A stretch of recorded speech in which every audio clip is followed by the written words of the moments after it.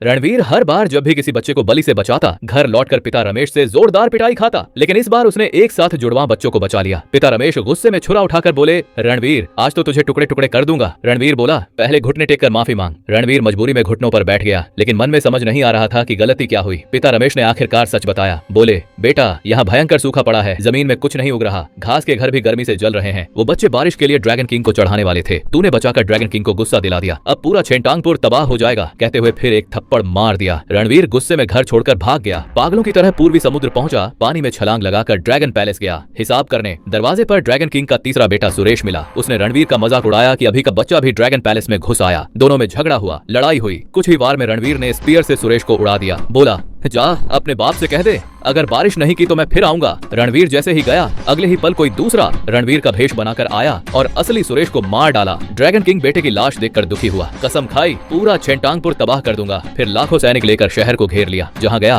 वहां तबाही मचा दी। पिता रमेश घुटनों पर गिरकर माफी मांगने लगे, लेकिन ड्रैगन किंग नहीं माना। रणवीर को खबर लगी तो हैरान हुआ। सुरेश की मौत मुझसे कैसे? ड्रैगन किंग बोला, झूठ मत बोल, अब तेरा खून से बदला लूंगा। रणवीर लड़ा, लेकिन ड्रैगन किंग के सामने टिक न सका। कुछ वार में जमीन में धंस गया, हिल नहीं पा रहा था। ड्रैगन किंग बोला, अब तेरी जान लूंगा। पिता रमेश रो रहे थे। ड्रैगन किंग ने धमकी दी, रणवीर को नहीं मारा तो पूरा शहर तबाह कर दूंगा। रणवीर नहीं चाहता था कि पिता मुश्किल में पड़े। बोला, सब मेरी गलती है, मैं अकेला जिम्मेदार, माँ बाप को मत सताओ। आज हड्डियां पिता को लौटाता हूँ, मांस माँ को और जान उस सुरेश को। फिर खुद का शरीर चीर डाला, आत्मा उड़ गई। जब ये खबर रणवीर के गुरु ताई बाबा को लगी तो वो गुस्से में ड्रैगन पैलेस पर चढ़ाई करने पहुंच गए। अब ड्रैगन किंग की बारी थी।